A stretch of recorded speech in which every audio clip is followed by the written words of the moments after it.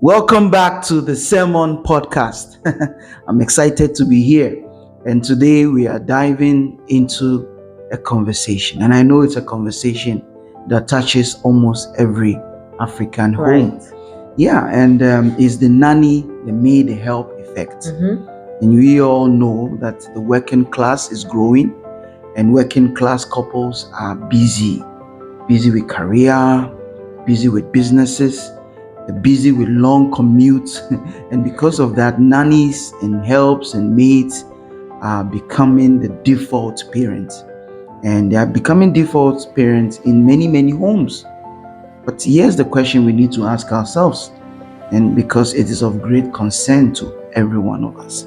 What effect does what does this default parenting coming from helps and maids, what effect does it have on our kids, our marriages, and even society at large? And joining me is the evergreen, ever beautiful, ever gorgeous Sky HR. How you doing? I'm blessed and highly favored. Thank you. All right. And she's going to share wisdom and experience and some truth that might sting, but at the end of the day will definitely set us free because the mind of God would be at play. So Sky, let's start from the beginning. Why do you think that so many couples today rely heavily on nannies, helps, and maids? Thank you. It's I think it's a very good one because it's very simple. Life got busier. Couples are juggling careers, traffic, side hustles, and even ministry. Yeah. So by the time they get home, they are so drained. So it's so natural that they look for help. You see, the problem isn't the help, it's the dependency. The dependency on the helps. Okay. So what starts as just helping with chores quickly becomes raising the children. Okay. I know a couple who realized that their 3-year-old called their nanny more naturally as mama than the woman herself. It wasn't intentional. Okay, it wasn't intentional, but it showed how much more the influence of the nanny had been on the child. Parents are outsourcing, not just chores, but bonding. So you mean that they are not just outsourcing, the chores, the day-to-day activities that help, but now they are outsourcing the bonding they're supposed to have, with their children, and that's deep. So what does this really do to the children? What does it really do to them? Children are like sponges. They absorb the languages, the habits, the values of whosoever is closest to them. So if a nanny spends 10 hours a day with a child, while the mom or dad spends only an hour, wow, that's who a do you big gap. think shapes the child's worldview? Yeah, so I've seen kids pick up their nanny's accent, food preferences, even attitudes towards discipline. And it's not all nannies that are bad. It's just the children that are being formed by the people who may not share the parents' values. That's interesting. So that's why some kids grow up confused. They hear one thing from the parents on weekends, and then another from the nanny all week. And it's spiritual. Yeah, spiritually, it also matters. The Bible even says in Proverbs 22, verse 6, that train up a child in the way he should go. But training requires presence. It requires presence, physical presence, and all of that. If you outsource presence, you outsource influence as well. Wow. Bear that in mind. Wow. I like that, because if you're literally saying that for us to be able to influence our kids, we must be present. Yes. And our presence is what brings the relationship. And if you don't have a relationship with them, you can't influence them. And that is why these maids are present, and these helps are present, these nannies are present, and they are rather having more influence on our children more than the parents. Yeah. Absolutely powerful. But let's talk about marriage itself. The maid comes to take care of the cooking, the cleaning, the parenting in that sense. How does the nanny maid dynamic affect marriage as well? hmm It shifts responsibilities, and it creates that hidden cracks. Hidden cracks. It's not visible. Sometimes wives feel guilty that they are not as present with the kids. And the husband also silently resents the fact that the maid seems to run the house. Run the home. Other times, the trust issues rising. Jealousy, boundaries crossed, even inappropriate closeness between the husband and then the maid. These are realities we can't ignore. We can't ignore them. Yeah, true. Marriage thrives on teamwork. Okay, so when a third party becomes the glue holding the household together, the couples risk drifting apart from each other emotionally. That's so true. That's so true, because there needs to be a point of oneness.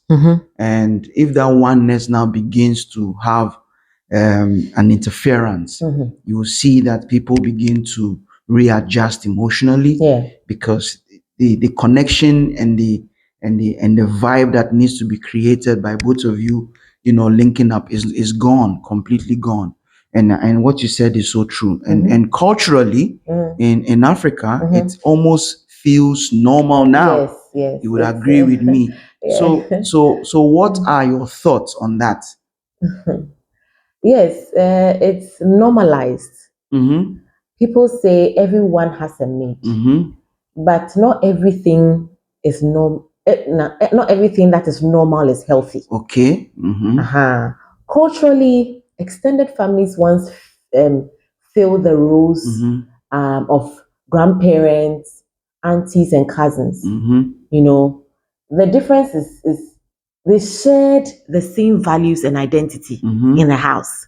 But today, with hired help, we are introducing strangers in the most intimate spaces of our home. Intimate spaces. Okay. It's not just about the culture, but it's about wisdom. If God gave you children, He also gave you the grace to raise them. Ability to raise them, yeah. And outsourcing completely in those stewards or stewardship is negligent.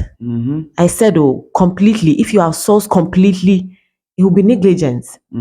Even if the society applauds it. Okay. No matter how you see it. Okay. So you're literally saying that we shouldn't outsource completely. Yes. Totally, And if you outsource completely, it's not stewardship. No, it's rather negligent. It's rather negligent. And even if society it means claps you for actually you, give birth to be given to someone. It's true, because some people think that their mates, when the more mates they have, it gives them a certain social status in society. When their friends now see that they have 3, 4, 5 mates, really, they have this sense that they belong to the upper class, and it's a way that they also want to show off, and they don't know the repercussion it has on the family. So can you share a practical scenario of how this plays out in real homes? Just so that people who want to understand it practically can appreciate it. Yeah, sure. I know a woman who discovered her 5-year-old daughter was being taught about boyfriends by the nanny. Innocently. Wow. From her own worldview. Okay, so the mother was shocked. But the truth is, whoever spends the most time with your kids shapes their reality. Whether you like it or not. Another man confessed that his son didn't want him to help with homework because auntie knows it better. The auntie is the nanny. The said auntie Yeah, is the nanny. yeah, the nanny They knows call them, better. yeah, Knows auntie it knows better. better. I mean, in his small world, Well, auntie knows yeah, better. But yeah. who knows? Maybe crap. Imagine how that father will feel Okay.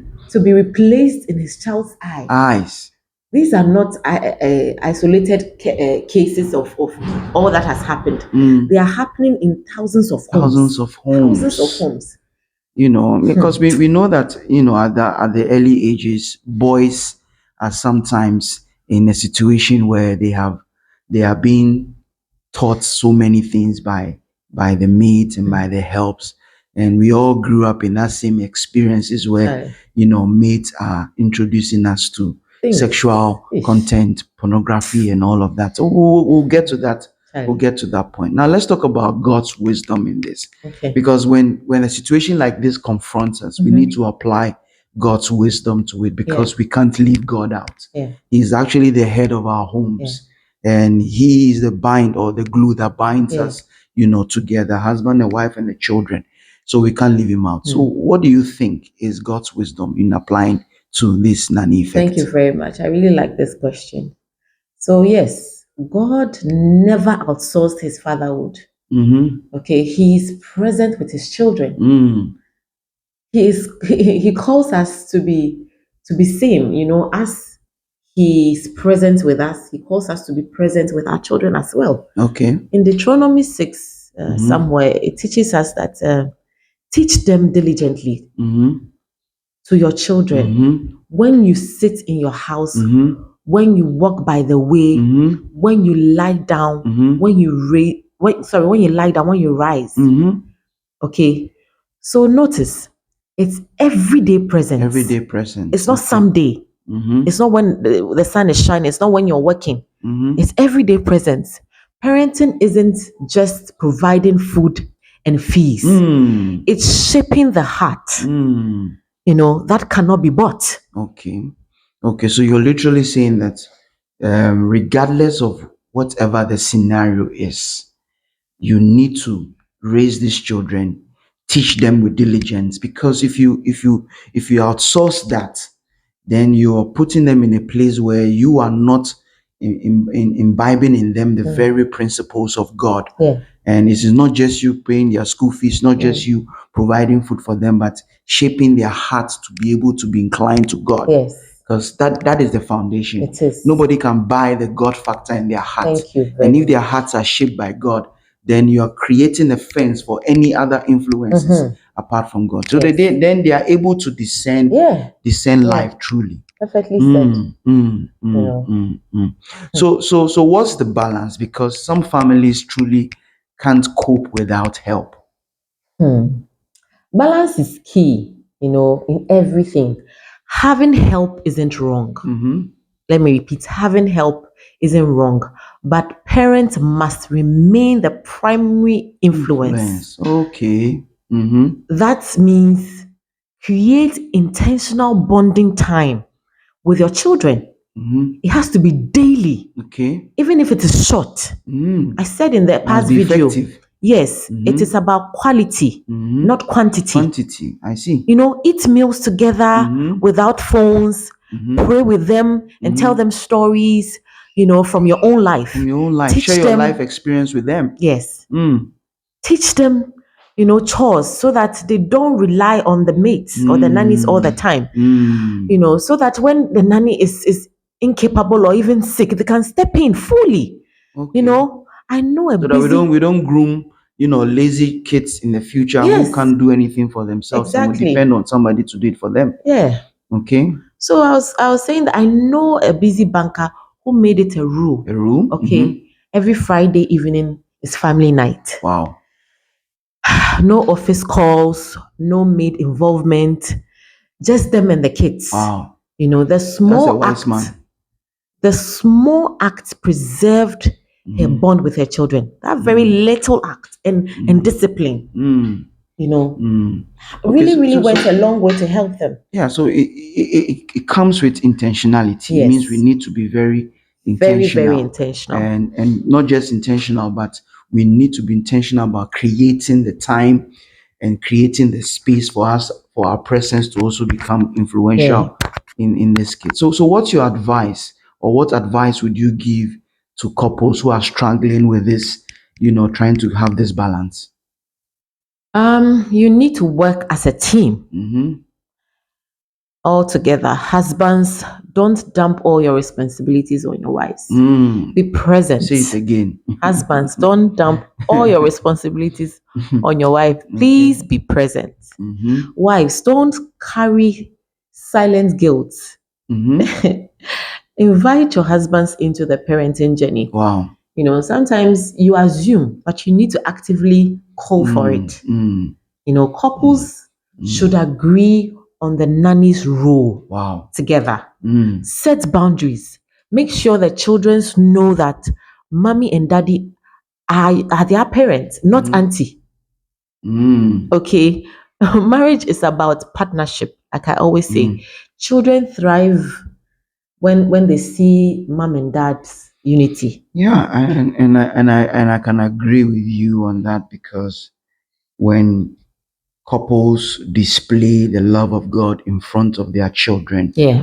they begin to see God in every thought, in every action. And they begin to know that this is what love means. This is what life is all about. Yeah. And they learn by seeing. Right. So Sky, we've talked about presence, we've talked about values and the balance we need to have. And we've talked about how the partnership needs to be played in such a way that both the husband and the wife are involved in setting the boundaries for the maid, and how intentionality can be brought into bear in bringing up these children, even in the presence of the maids Yeah. and the helps. But there's also a darker side we can't ignore, because we've heard many stories, and many stories have surfaced of nannies or maid physically, emotionally, or even sexually abusing children. And some cases only come to light years after, maybe after the damage has been already Yeah. caused or done. So how should parents handle this reality? Because I remember a story of a lady who says she got into lesbianism because of her interaction with the house help. And boys too have also been molested by female nannies in the past. And many of the boys who can attest that many of their first sexual experience came from that of their I know, mates. right? And so it's a reality we need to handle. Yeah. So what are your thoughts on that? Yes, this is actually the most painful truth. Abuse, whether physical or emotional I can or imagine. even sexual, is happening right under some parents' noses. And oftentimes the children are even too scared to speak. To speak. I know a mother who discovered that her child had been emotionally tormented for months. For months. For months. Insults, threats, even being locked in rooms. Some of them are not Because even being fed. But when you come home, they'll say, when you ask them, have you eaten? They'll say yes, because the nanny told them, tell mommy that you've eaten, and all of that. So I can understand. Yes, because the nanny told the child, if you talk, I'll make mommy and daddy leave you. Wow. Leave you. Wow. That child carried fear, so much fear. And no parent noticed this for a very long time. Parents must never assume safety just because auntie is kind, and whatnot. Vet thoroughly before you Wow. bring anybody into your home. I know it's hard. You really can't tell, honestly. But the scarcity of mates and helps cry. So you're desperate to get one. And when you get one, you just take anything Charlie, in. Anything. I understand. set clear boundaries and monitor closely. Install cameras if necessary. I mean, what's the use of all the hard work of and then the money you make? Install the cameras if you can.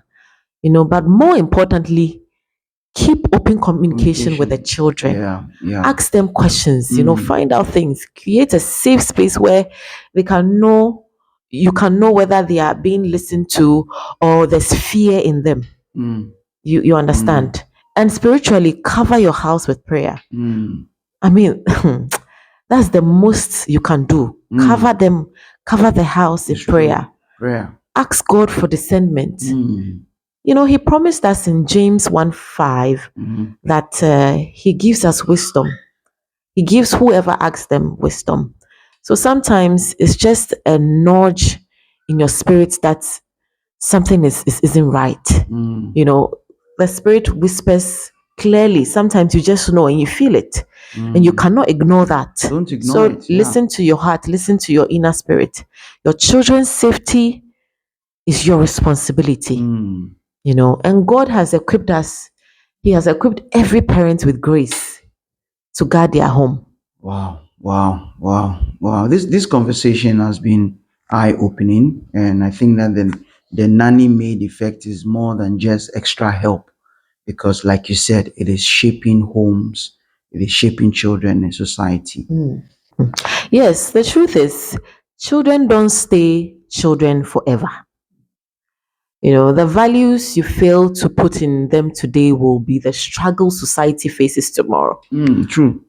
Nannies and maids can support, but they cannot replace the role God gave you as a parent. You know, presence is the greatest gift you can give your child. Wow, I like that quote. Presence is the greatest gift you can give your child. And when you're present with your children, then they can feel the presence of God flowing from you to them as well. True. I love that.